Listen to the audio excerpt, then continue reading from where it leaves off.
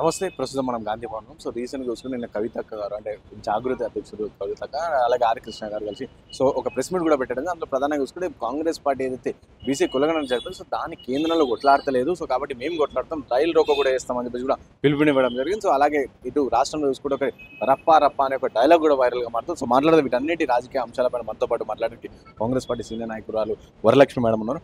Madam చెప్పండి madam, ఫస్ట్గా ఇటు కవిత జాగృతి ఆధ్వర్యంలో సో రైలు రోకో చేస్తాం మేము, కాంగ్రెస్ పార్టీ ఏదైతే ఇటు కులగణన చేసింది సరే కానీ సో దాని కేంద్రంలో వెళ్ళి కొట్లాడతలేదంటే సో నేను కొట్లాడుతున్నాను తెలంగాణ ప్రజలు బీసీల కోసం అని చెప్పేసి కవితగా చెప్తా ఉన్నాను. ఏమంటారు? అసలు ఆమెకు తెలుసా, మా రాహుల్ గాంధీ గారు పాదయాత్ర చేసిన సందర్భంలో ప్రతి గడప ప్రతి రాష్ట్రం తిరిగి పాదయాత్ర సందర్భంలో బీసీలు ఎంతమంది ఉన్నారు, వాళ్ళ జనాభాను ఖచ్చితంగా లెక్కించాలి, స్వాతంత్రం వచ్చిన తర్వాత లెక్కించలేదనేసి ఒక పెద్ద ఉద్యమకారులు టైప్లో వెళ్ళి ఉద్యమాన్ని చేపట్టి ఈరోజు సాధించండు. మా తెలంగాణ ప్రభుత్వం వచ్చిన తర్వాత మేము మా రాహుల్ గాంధీ గారి అడుగుజాడలో నడిచి ఈరోజు బీసీ కులగణన మా రేవంత్ రెడ్డి మా సీఎం గారు చేసిన దాన్ని ఆమె చేస్తలేననేసి ఎట్లా మాట్లాడుతుంది చెప్పు.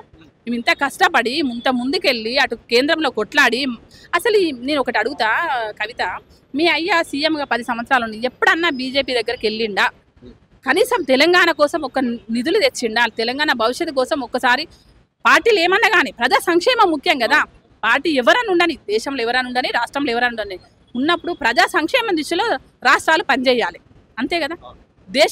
దేశంలో ఉన్న ప్రధానులు రాష్ట్రాల కోసం పనిచేయాలి. ఇది పక్కకు పెట్టేసి నీ అయ్యా ఫామమతులు వండుకొని తెలంగాణలో వచ్చిందంతా దోసుకొని ఇంట్లో వండి పంచుకున్న మీకు ఇవాళ కులగణల గురించి మాట్లాడి దేశం గురించి మాట్లాడే అర్హత నైతిక హక్కు ఎక్కడిది ఉందా? లేదు కదా. అది ఎందుకు నువ్వు గ్రహిస్తలేవు? నువ్వు మాట్లాడుతున్నావు కానీ నీ వెనకాల ఎంతమంది నిన్ను చీదరించుకుంటున్నారు, నీకు అర్హత లేదని అంటున్నారు. ఆ విషయం నువ్వు గ్రహిస్తున్నావా? అది గ్రహించకుండా ఇవాళ నువ్వు కాంగ్రెస్ మేము దేశంలో వెళ్ళి కొట్లాడతలేమంటే మా రాహుల్ గాంధీ ఇచ్చిన నినాదం కదా, దేశం నుంచే వచ్చింది మాకు, మా రాష్ట్రంలో కాదు, మా రాహుల్ గాంధీ గారే ఇచ్చిళ్ళు. అక్కడ మా రాహుల్ గాంధీ గారు పోరాడుతున్నారు, అన్ని రాష్ట్రాలలో కూడా జరగాలి. ఇలా మా తెలంగాణ రాష్ట్రంలో మేము చేసినాము, అన్ని రాష్ట్రాలలో జరగాలి, దేశమంతా జరగాలి, దేశమంతా బీసీలంతా ముందు అడుగులో ఉండాలి, వెనుక ఉన్నారు ముందులో ఉండాలనేసి మా దేశంలో ఉన్న ప్రజలందరికీ కూడా మా రాహుల్ గాంధీ ఇచ్చిన నినాదం కదా బీసీ గణన అనేది. అది పక్కకు పెట్టి మేము దేశంలో కొట్లాడతలేము, నువ్వు కేంద్ర ప్రభుత్వంతో కొట్లాడతలేము, నువ్వెక్కడ అనేది మమ్మల్ని? నీకు ఆ నైతిక హక్కు లేదని నేను అంటున్నాను. నువ్వేదో పగటేసేలాగా నువ్వు మాట్లాడితే ఎక్కడ నడుస్తుంది? నడవదు. అంటే కాంగ్రెస్ పార్టీ కులగణన అనేది నామమాత్రంగా చేసి చేతులు దులుపుకోరు, ఇక అందరూ కూడా కేంద్రం మీద చేసేసి ఇక అయిపోతుంది, ఇక మా పని అయిపోయింది. సో లోకల్ బాడీ ఎలక్షన్లో ఏ విధంగా అయితే అదే విధంగా వెళ్ళిపోవచ్చు అని చెప్పేసి అనుకుంటున్నారు అని చెప్పేసి అయితే చెప్తాను. వాళ్ళు అన్ని అబద్ధము. మేము ఏది చేసినా కూడా ప్రజా సంక్షేమం కోసం చేస్తాం, ప్రజా అభివృద్ధి కోసం చేస్తాం, రాబోయే తరాలకి మంచి జరగాలన్న ఉద్దేశంతో మా ప్రణాళికలు ఉంటాయి. అటువంటి ప్రణాళికలు వేసుకున్నప్పుడు మేము ఖచ్చితంగా బీసీ గణన చేసినాం. వాళ్ళు చేసినట్టే తూతూ మంత్రంగా అధికారం చేపట్టగానే ఏదో జనగణన చేసిండు కదా, అది ఏ పేపర్లలో రాలేదు, ఎక్కడ రాలేదు, ఎవరికి అభివృద్ధి చెందలేదు, అందులో బీసీలు ఎంతమంది, మైనారిటీలు ఎంతమంది, ఏ వర్గం వాళ్ళు ఎంతమంది అనేది ఏం చూపించలేదు. కానీ మా మేము చేసిన ఈ బీసీ గణన లోపల ఖచ్చితంగా ఉన్నది. మేము ప్రజెంటేషన్ కూడా ఇచ్చినాం, మీరు చూసిలే కదా, ఏసీ ప్రజెంటేషన్ మా మినిస్టర్ గారు ఇచ్చిళ్ళు, మేము ప్రజెంటేషన్ కూడా మేము చూపించినాం ప్రజలకి, మా నాయకులకు కూడా మా కార్యకర్తలకు కూడా చెప్పినాం ఈ విధంగా ఉంటుంది అనేసి. రేపు పొద్దున ప్రజలకు మీరు చెప్పాలి, మీ దగ్గరకు వచ్చిన ప్రజలకు రాబోయే తరాలకు మనం అందించాలనేసి మేము ఇంత పకడ్బందీగా బీసీ గణన మా ముఖ్యమంత్రి గారు నిర్వహిస్తే ఈ వీళ్ళు అట్లా మాట్లాడము వాళ్ళ అహంకారానికి వాళ్ళ అవివేకానికి నిదర్శనం అని నేను అంటాను. ఇంకోటి మేడం, రీసెంట్ గా కూడా ఒక డైలాగ్ అనేది వైరల్ అయితే అది మిస్ వరల్డ్ మన రీసెంట్ గా జరిగిన గద్దర్ అవార్డ్స్ లో సో అల్లు అర్జున్ కొట్టిన డైలాగ్ ని కూడా ఇప్పుడు కాంగ్రెస్ కేసీఆర్ 2029 రప్పా రప్పా ఆడిస్తారని ఒక డైలాగ్ వైరల్ అవుతుంది. సో ఏమంటారు?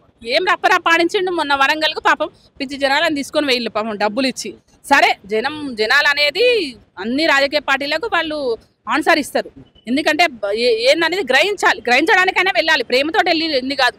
ఈయన ఏం చెప్తాడు మరి? ఇన్ని రోజులు ఇంట్లో ఉన్నాడు కదా, ఓట్లేసి గెలిపించిన సిద్దిపేట ప్రజలు, సిరిసిల్ల ప్రజలు, సిద్దిపేట ప్రజలు ఉన్నారు, మరి గజ్వేలి ప్రజలు, మరి వాళ్ళకు అటు కనబడతలేడు, ఇటు మరి అసెంబ్లీలో కనబడతలేడు, మరి వరంగల్ మహాసభకు వస్తాడు అనేసి ప్రజలు వచ్చి చూద్దామని. ఏం చెప్తాడో మరి 10 ఏళ్ళ ముఖ్యమంత్రి, గటప్ప ముఖ్యమంత్రి, అవినీతి ముఖ్యమంత్రి ఏం చెప్తాడో అని వచ్చిళ్ళు. మరి ఏం చెప్పిండు? అక్కడ తలకు 4 ముఖం వేసుకొని నిలబడ్డాడు, పేపర్ ముందు పెట్టుకొని తప్పుడు మాటలు మాట్లాడిండు. ఒక్కడు కూడా సమాధానం ఇయ్యలే ప్రజలకి.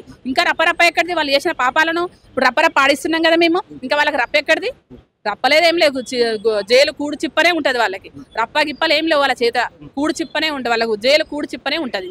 ఇంకా 3 సంవత్సరాల లోపు అని చెప్తున్నా. ఇంకా 3 సంవత్సరాలు వాళ్ళు ఏడుంటారు? బయట అంతా జైళ్ళల్లో ఉంటారు. చాలా మంది ద్రోహులు ఉన్నారు అందులో. చూసి కదా ఫోన్ ట్యాపింగ్ లో ఎంతమంది జీవితాలు నాశనం భ్రష్టు పట్టించిన కేటీఆర్ కావచ్చు, వాళ్ళ వర్గం కావచ్చు, అందరూ జైళ్ళల్లో రప్పరప్పలు కాదు కూడు చిప్పలు తింటారు వల్ల నేను అంటున్నాను. అంటే కాంగ్రెస్ పార్టీ కూడా ఇప్పుడు కాళేశ్వరం సంబంధించి కమిషన్ సంబంధించి వాళ్ళకి విచారణ పిలుస్తుంది, అలాగే ఫోన్ ట్యాపింగ్ ఇవంతా కూడా కేవలం కాలయాపన చేస్తా ఉంది.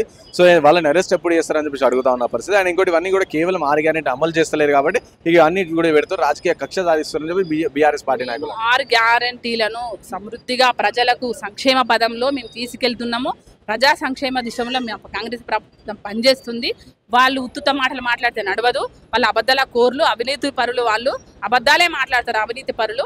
కాబట్టి నేను ఏమంటున్నానంటే మా ప్రజా ప్రభుత్వంలో నడిచే మా కాంగ్రెస్ ప్రభుత్వము ఖచ్చితంగా మేము 6 గ్యారెంటీలను నెరవేరుస్తున్నాము. నెరవేర్చడం కూడా ఇవాళ రైతు బంధు కూడా, రైతు భరోసా కూడా ఇంత మంచి పేద రైతులకు మాత్రమే 10 ఎకరాల లోపు ఉన్న వాళ్ళకి మేము అందించినాం. కానీ కేటీఆర్ 100 ఎకరాలు 200 ఎకరాలకు రైతు బంధు ఇచ్చిండు. ఆ దుష్టుడు ఇవాళ అందుకే ఈ కష్టం వచ్చింది మాకు. 2 ఏళ్ళైనా ఇంకా మేము ముందుకు వెళ్ళలేకపోతున్నాం. ఇంకా మేము ఏ గ్యారెంటీ ఇవ్వలేదు. బస్సు ఇస్తే పేద మహిళలకు పాపం ఉద్యోగాలు చేసుకోవడానికి బస్సు ప్రయాణం చేస్తే వాళ్ళను లేనిపోని ఫేక్ వీడియోలు పెట్టి అట్లా దాన్ని భ్రష్టు పట్టించిల్లు.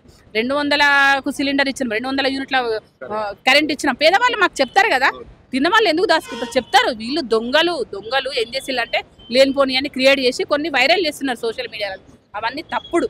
ఆ తప్పుడు వీడియోలను ఎవరు నమ్మరు. రేపు వెళ్ళే స్థానిక ఎలక్షన్లో మాదే విజయం ఉంటుంది. మా కాంగ్రెస్ ప్రభుత్వం ఎప్పుడు కూడా ప్రజల పక్షం, ప్రజలు కూడా కాంగ్రెస్ పక్షమే ఉంటారు.